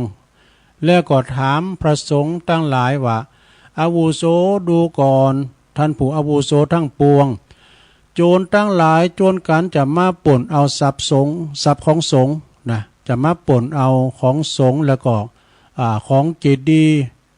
เฮาจึงกึดบ่ให้โจรป่นเอาของสงฆ์แล้วก็ของเจดีย์ไปได้นะจึงเอาพัสดุของสงฆ์ไปทำปฏิสันฐานนะให้แก่โจรก็คือไปเล่งโจรโดยของสงฆ์ทั้งดังนี้นะดูก่อนอาวุโสตันจงกะลากาของสงฆ์กับของเจดีย์นั้นเฮาหันว่าราคาข้างไหนที่จะมันจะหนักกว่ากันภิกษุทั้งหลายก็คำนวณราคาจึงว่าของสงฆ์แล้วก็ของเจดีย์ที่โจรบ่ได้ลักเอาไปมีราคามากกว่าพะยะค่ะมีราคามากกว่าของสงฆ์ที่ให้แก่โจรเนี่ยมันเสี่ยงไปจำนวนหน่อยแต่เหลือจำนวนหนักนะเลี้ยงเปิ้นก่อนให้เปิ้นยอบใจดีก่อนให้เปิ้นเป็นได้มาน้อมตนน้อมกายถวายปิ้นถวายปิ้นหาเจดีย์กันต่อไปพระสงฆ์ทั้งหลายจึงปรึกษากันว่าพระมหาเถระทำอย่างนี้ซึ่งจีว่าได้ทำดีทำชอบแล้วประกอบได้คุณเนอะดีแล้วนะที่จะปกป้องกันที่จะป้องกันเสียซึ่งของสงฆ์แล้วก็ของเจดีย์บ่ให้พินาศชิบหายโดยภัยคือโจรนั่นเองนะบ่ให้เป็นพันธะไทยแล้วก็อาหารแก่พระเถระสงฆ์ทั้งปวงอย่าได้สงสัยโจทย์ท่วงนะโจทย์ท่วงแก่พระเถระเลยว่าสุใดมีปัญหาทำปฏิสันฐานยอมจะอยู่เป็นสุขสำราญในโลกนี้นะโจรทั้งหลายที่บ่มาเบียดเบียนนะ ดังวิสัชนามาดังนี้อันหนึ่งพระภิกษุจึงจะสงเคราะห์ด้วยอามิตรแก่บุคคลที่แป้ที่แป้แก่สงครามเข้ามาในวัดเนาะคนที่บ่มีคนที่บ่มีญาติบ่มีเป็นผู้ที่อนาถาเข้ามาวัดแล้วคนต่างหลายเป็นอาคันตุกะก็ตามเนี่ยที่เข้ามาวัดแล้วต้องได้กินต้องได้บริโภคคือการอยากมาที่ไหนขอมาที่วัดตึงได้กินข้าวบัดบ่อับจนกันอยากนะกันมานักมาหน่อยก็ว่าทำกรรมนี่ก็มาหลายลำไปกับพุทโธผมไขไว้ก็แหกันมาหน่อยนี่มาถึงกันนะเขาวัดมานะอย่างน้อยก็ปากกับอะไรสักเนาะเลี้ยงโดยปากกับปากกระป๋องนั่นแหละ ปากกับก็คือปากกระป๋องนะเนาะนิทานเรื่องนี้ก็จบลงไปเนาะเสนหน่อยหักษาของหนักไว้นะโจรกลับกลายเป็นคนดีมาหักษาเจดีย์วิหาร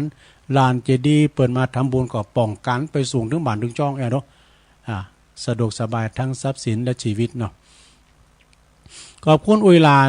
อุยลาวงสายะลมทำบุญไปเป็นเจ้าภาพกันเตดแล้วก็เป็นเจ้าภาพการนำกาแฟทำ1 2ลมไป2เอาปอนกันลงหมอนถึงลงถึงลายเนาะสัปปิติโยวิวาจันตุสัพพะโลโกวินาสตุมาเตภวัตวันตาลายโยสุขีติคายุโกภวะอาภิวาตานาสีลิสานิจังวุตตาปัจจายโนจัตตาโลธรรมาวัฏันติอายุวันโนสุขังปะลังเอาแล้วจบลงไปสะดายาวพองนิทานเรื่องนี้ก็ยาวพองก็จบลงไปเนาะอภัยโจรวันพุธก็จะเสาะมาแถมในนิทานธรรมก็ดีมรดกธรรมก็ดีวันพุธนี้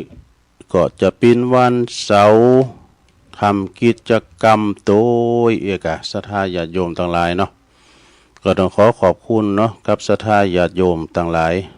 ที่เปิ้นได้ฟังกัน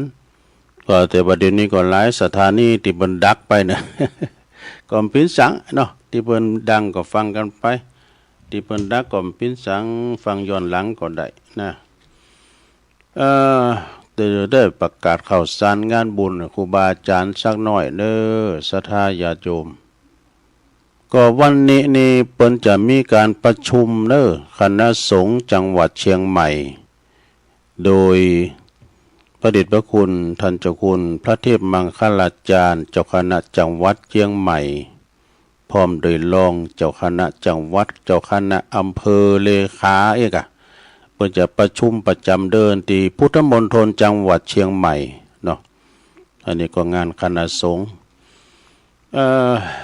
เนี่ยประชุมกันเนืองแต่ว่าก็เหมือนว่าไปอบรมไปประชุมกันที่วัดพระธาตุเจ้าสลีจอมทองหลายอำเภอเนาะที่เพิ่นมาเข้าร่วมประชุมกันประชุมกันเนืองเนาะพบปะกันจะได้ปรึกษาหารือเกี่ยวกับวงการคณะสงฆ์เฮา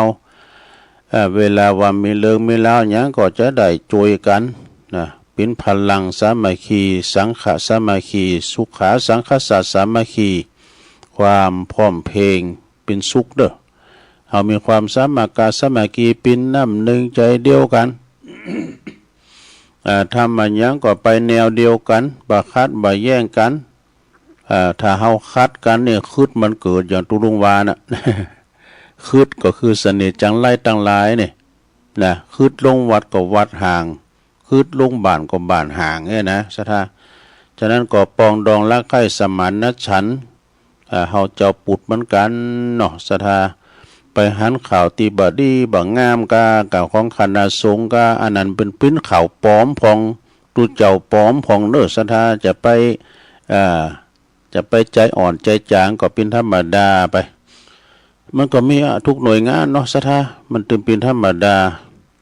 มีดีมีชั่วมันมีเหมือนกันนะ ฉะนั้นเราก็ฟังหูไว้หู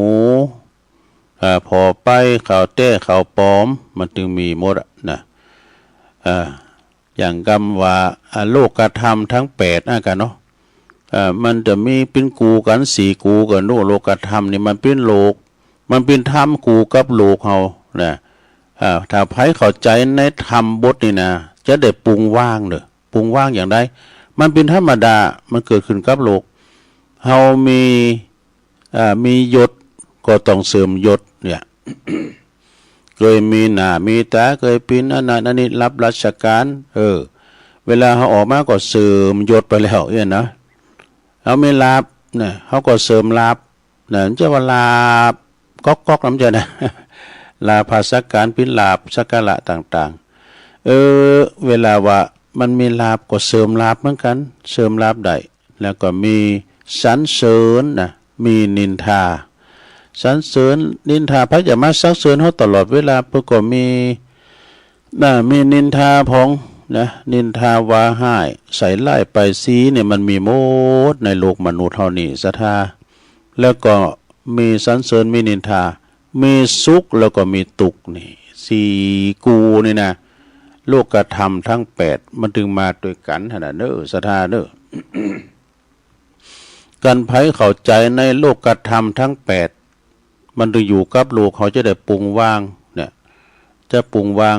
ไผจะมาหักมาสอบเฮาตลอดเวลาไผจะมาจังเฮาตลอดเวลาเฮาจะตุกตลอดเวลาขมใจตุกมาสุขก็หายไป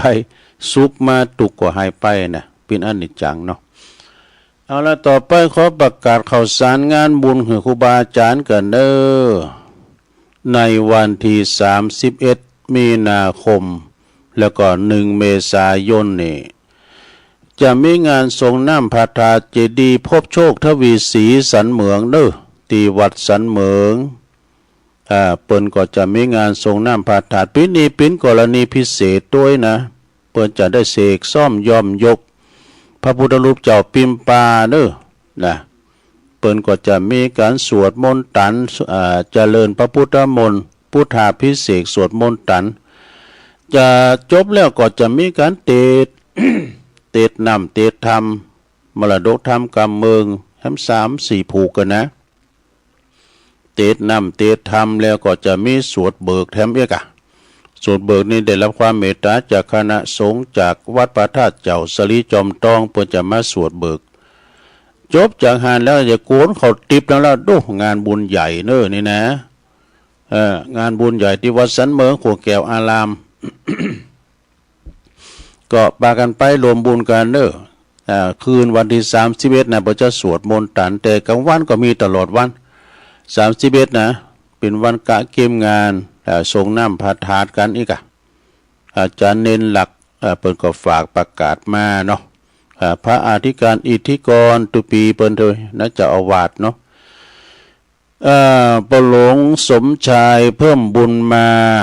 แล้วก็ผู้ช่วยพอกำนันวิวัฒน์ปัญโยยอดปหน่อยปนานปจานลำวัดปลำติบเขาวัดสันเหมืองเด้อปะกันตุลุงไทยได้ไปปะปีนั้น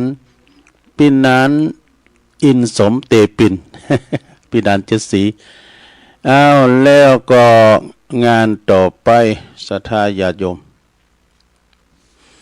งานต่อไปก็วันที่13 เมษายนก่อนเนาะมันบัดเลี้ยงกัน13 เมษายน68นี่ก็จะมีงานส่งน้ำพระธาตุสืบชะตาหลวงประจำปี68ที่วัดป่าอัมพวันกลปใกล้ๆกับพุทธมณฑลหั่นน่ะเด้อใกล้ๆกับพุทธมณฑลตุลุงก็ไปกูปีแล้วก็ไปปะปอบตสุขอยู่ปอบตสุขปีนี้ป้าเปิ้นไปสวรรค์ได้แล้วอันนี้ปีนั้นนี่จังนะศรัทธาญาติโยมทั้งหลายเฮาป้าวหันกันกูปีนะถึงคิวเปิ้นแล้วคิวเฮามันได้หมู่ ปีนั้นนี่จังเด้อศรัทธาญาติโยมปนานสุขหรือว่าท่านอบตสุขเนี่ยเปิ้นเป็นอบตอาวุโสนะอายุเพิ่นก็70ไปเกือบ80เหมือนกันนะเปิ้นเป็นนักนักยาเป็นโคศกเอกปาการกูปีแต่เพิ่นก็จากไปยังไม่มีวันกลับเนาะ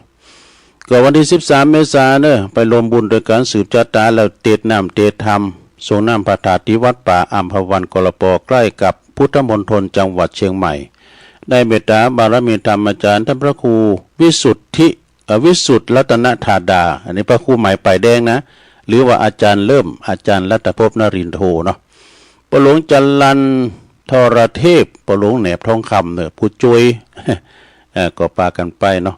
แถมกรรมในโจงไปวันที่19 เมษายนพุ่นเด้อ19 เมษายน 68ก็งานประเพณีทรงน้ำประทาเจดีย์ศรีจอมยองที่วัดช้างเขาหน่อยเน้อตำบลป่าซางอำเภอป่าซางในเมตตาบารมีธรรมอาจารย์ท่านพระครูไพศาลปริยัติกิจด็อกเตอร์เจ้าคณะตำบลป่าซางเจ้าวัดป่าซางงามเนาะปนปินเก้าปินกัน19 เมษายนนี่วัดช้างเขาหน่อยเน้อท่านอาจารย์บริกาไพฑูรย์ขันติทโรนะแล้วก็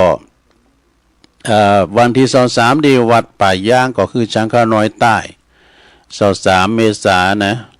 อันนี้เพิ่นมีแต่หึงมีมื้อเนาะนะ23 เมษายนที่วัดช้างข้าน้อยใต้ช้างข้าน้อยป่าย่างตุลุงพันธ์เขานะแล้วงานต่อไปวันที่15เด้อ15 เมษายนก็วัดเหล่ามนทาทิพย์วัดใหม่เดี๋ยวนี้เพิ่นปิ้นวัดโดยสมบูรณ์มีบ้านเลขที่แล้วเด้อตำบลดอยหล่ออำเภอดอยหล่อนี่เพิ่นจะมีงานเจริญพระพุทธมนต์ในงานประเพณีส่งน้ำพระพุทธหิรันราชมนทาเด้อส่งน้ำพระเจ้ามนทานะที่วัดเหล่ามนทาทิพย์วันอังคารที่15 เมษายนวันพยาวันบดีเด้อวันที่15 เมษายนนะพิธีสงฆ์บน17 นาฬิกาคือ5 โมงแรงแต่งานก็จะมีตั้งแต่ตอนเจ้าไปนะงานทรงน้ำไปถึงวันนะในเมตตาธรรมอาจารย์ท่านพระอาจารย์ดำรงกิติปัญโย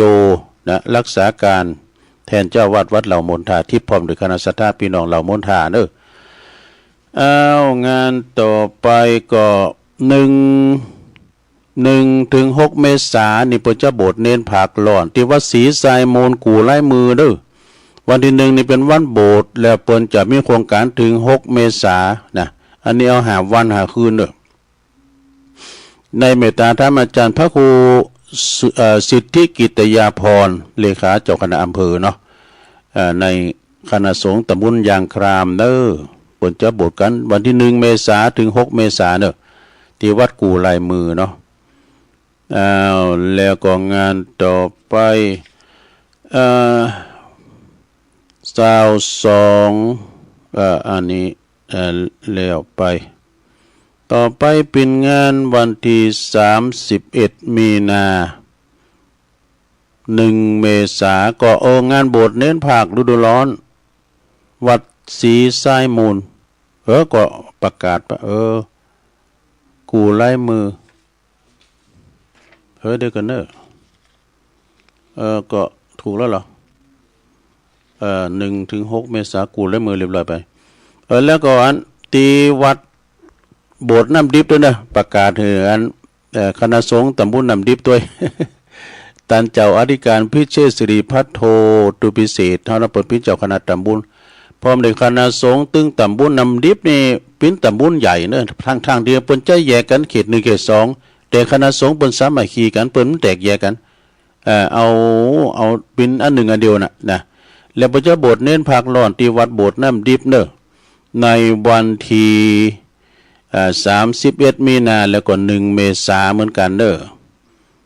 เปิ้นจะมีงานโบสถ์นะท่านเมตตาธรรมอาจารย์ท่านพระครู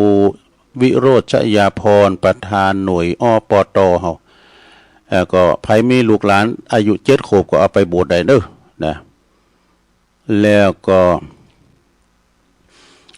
วัดพระธาตุดอยน้อยเฮาก็เหมือนกันเด้อ31 มีนาแล้วก็1 เมษายนโบสถ์วันที่1 เมษายนแต่โบสถ์ตอนบ่ายบ่าย3 โมงแรงจะโบสถ์เน้นพังร้อนบ่เดี๋ยวนี้มาแล้ว10 คนมาจากบ้านแม่หลองใต้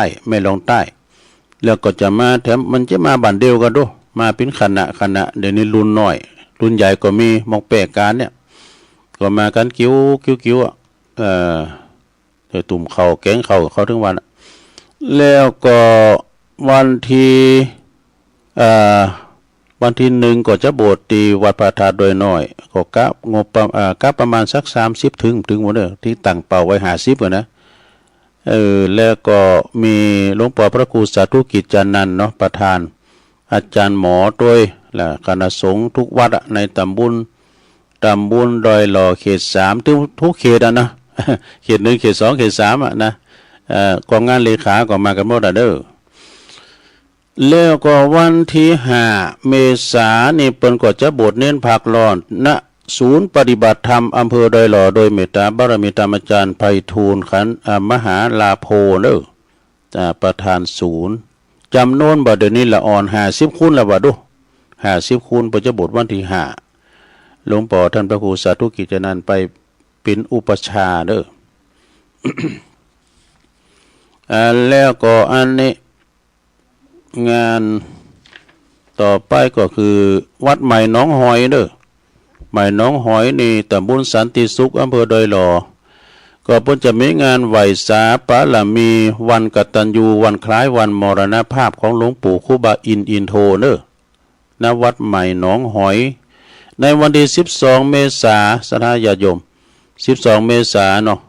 ก็เวลาก็9:30นเป็นต้นไปนะโฮงตานมีเป็น100ปลายพุ่นเด้อสถานคุณหนักคุณหลายนะพี่น้องไตก็หนัก จะมี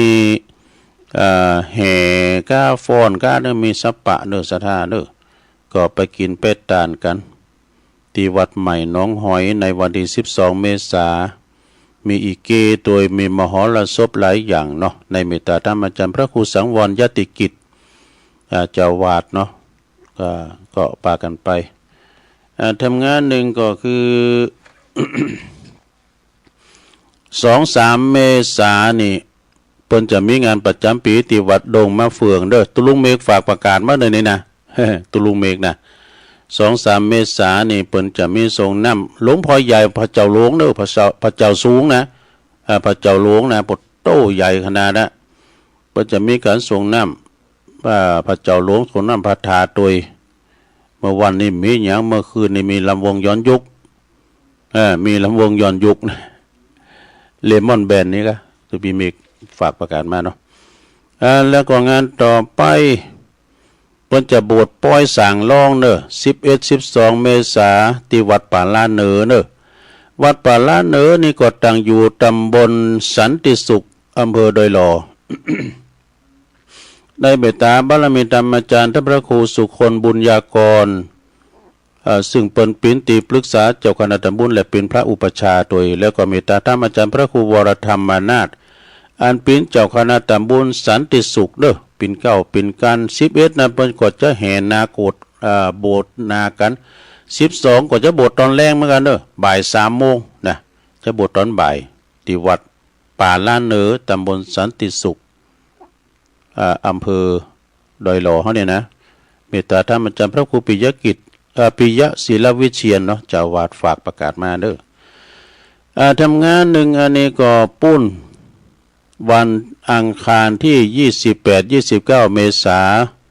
นงานทรงน้ำพระธาตุประเพณีทรงน้ำอนุสาวรีย์ครูบาอินทรัตนคุณครูบาสองเมืองเนี่ยเจ้าแม่นางแก้วตัวที่วัดลายแก้วนะที่วัดลายแก้วตำบลสลิเตอำเภอบ้านโฮ่งนี่เพิ่นก็จะมีงานเด้อวัดของคุณพ่อสะอิ่งแม่สาครพลกลางเขานะ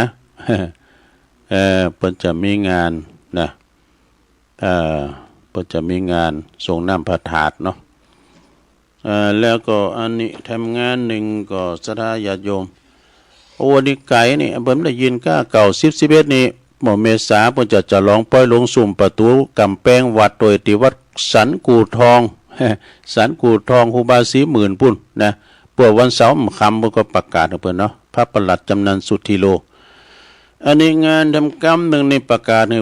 เพิ่นหน่อยเนาะสถาญาติโยมเพราะว่าตุลุงก็เคยประจำวัดอยู่ที่หั่นน่ะ 10 เมษายน 68ได้ขอเชิญร่วมงานประเพณีทรงน้ำพระธาตุเจดีย์แล้วก็กูอัฐิของครูบาท่านพระครูเวรุวรรณพิทักษ์ครูบาเขื่อนคำเด้อณที่วัดสุวรรณวิหารบ้านแม่อาวนะบ้านแม่อาวกิจกรรมนั้นเพิ่นจะมีแข่งขันเปตองตัวและเป็นรุ่นรางวัลมัจฉาพาโชคย้อนยุคหยังก็อาปาเก้ อันนี้นะอันในเฟซของตุปีบินเนี่ยท่านเจ้าคณะตำบลนะก็เลยมาประกาศถึงเปิ้นเนาะเป็นการที่ว่าประกาศกระตุ้นการทำบุญในงานเฮาด้วยก็จะไปลืมเด้อ วันที่10 เมษายนนะฮะที่วัดอันสุวรรณวิหาร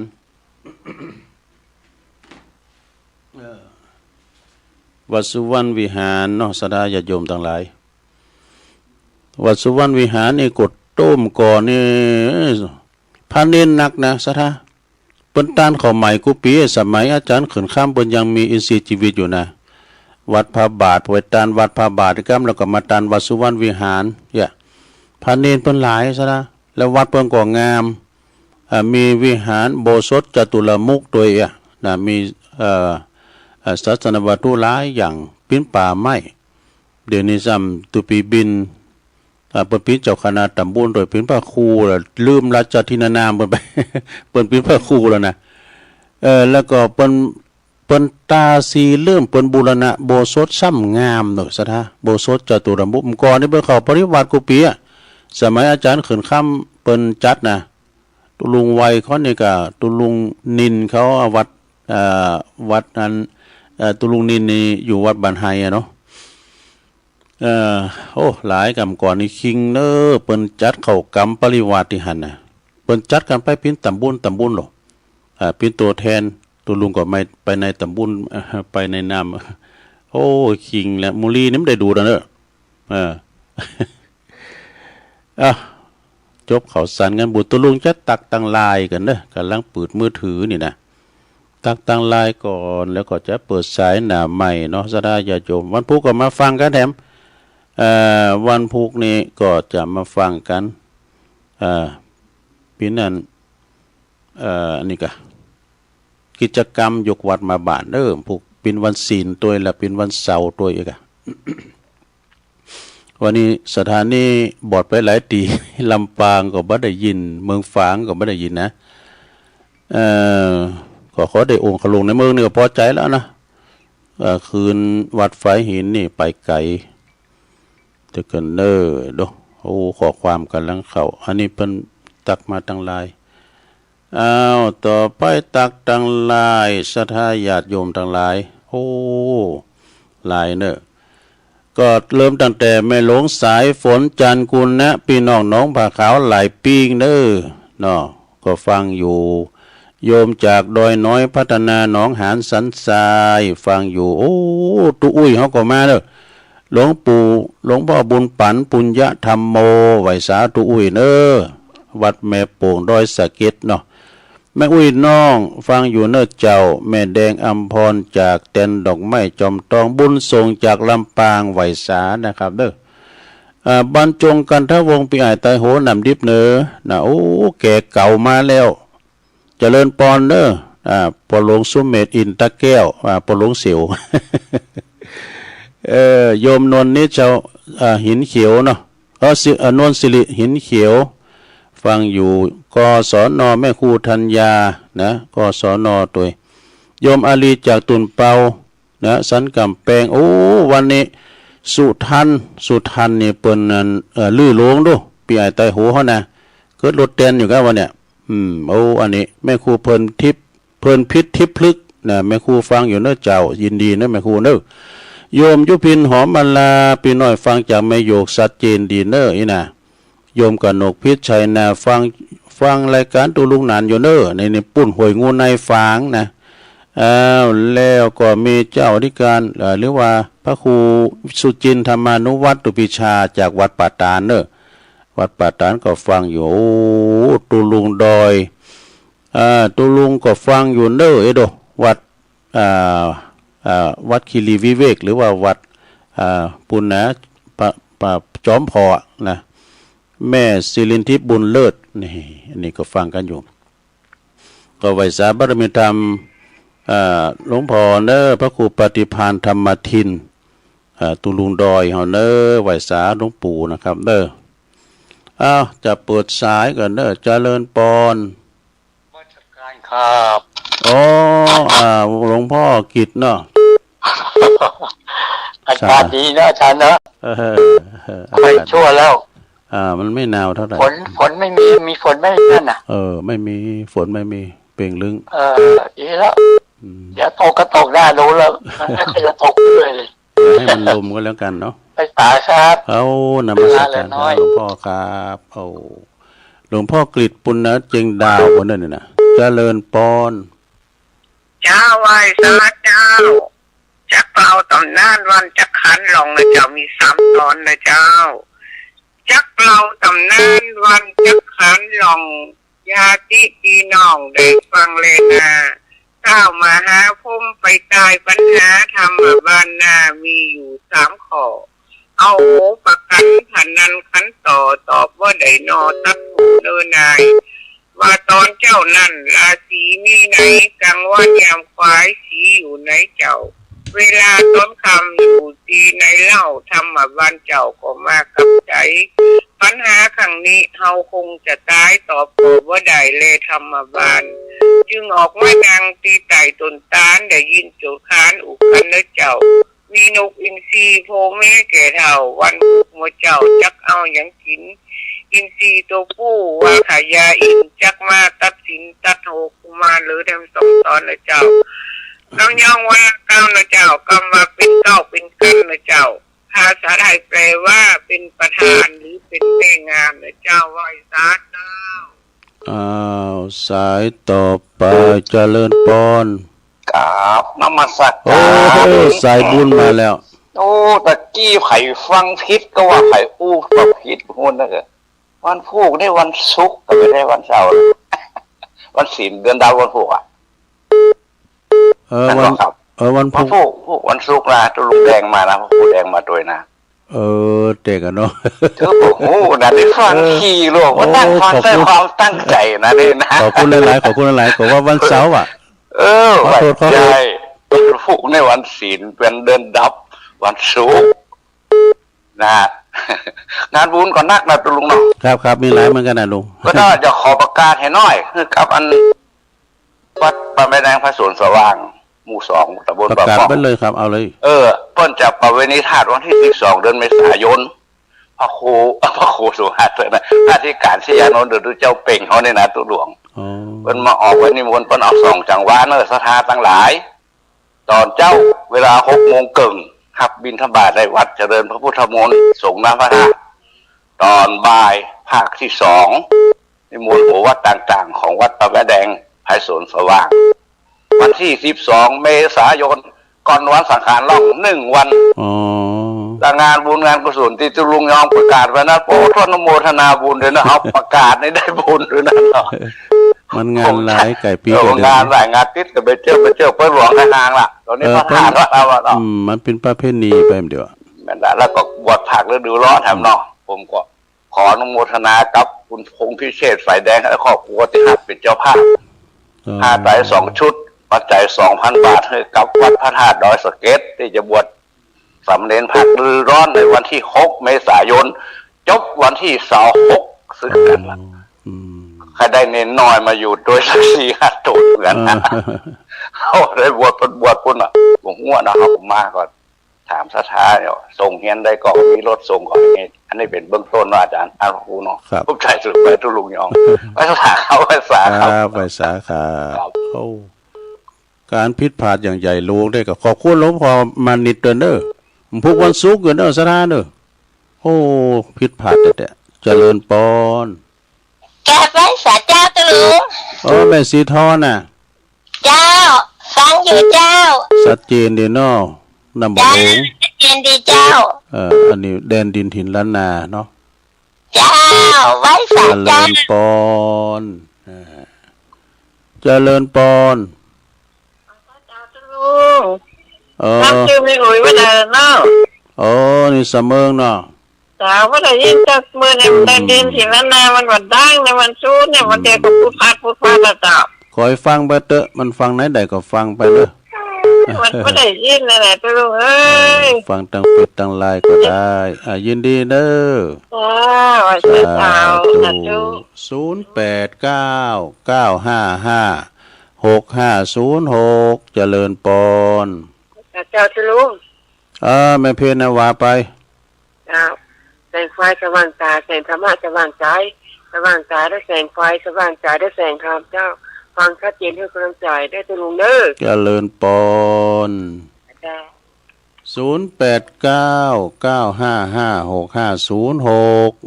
วันนี้เป็นว่าวันนี้วันพฤหัสว่าเนี่ยมันออกแต้นเปิ้นแรงนะกะ มานะออกเปิ้นออกทันประครูเปิ้นไปประชุมเจริญปน ไวสาครับตัวลุงที่ตามฟังเลยครับ อ๋อบนนั้นประเสริฐเนาะ ครับฟังตั้งแต่แรกตั้งแต่3 โมงมาแล้วนะครับน้อง ชัดเจนดีเนาะ ยังชัดเจนนะครับฟังที่สีคาเมโอนะครับน้อง ยินดีนะ ผมมีคุกคักๆแล้ววันนี้แจ่มใสดีก็ ครับ วันนี้มันก็หลายคืนอยู่ที่มันดังนั่นน่ะ เอาค เช็ รับ คระบบหมดแล้ว เอากำลังใจตัวลุงนะครับได้ขอลุงได้ดีมีสุขต่อไปเป็นผู้ใส่กิลูกหลานไปให้รักษาความดีเด็กลุงเน้อครับ นี่เปิดฟังจากสีคำเรดิโอเอาแล้วสถาญาโยม18แล้วตัวลุงนำรายการจากลาสถาไปก่อนเด้อพวกเจ้าฟังกันแถมใหม่พวกนี้มันจะวันเสาร์แต่เป็นวันศีลเด้อ เป็นวันศีลก็มาฟังเทศน์เมืองแฮมเนาะอยู่ดีมีสุขเนอจัตตาโลธรรมาวาตันติอายุวันโน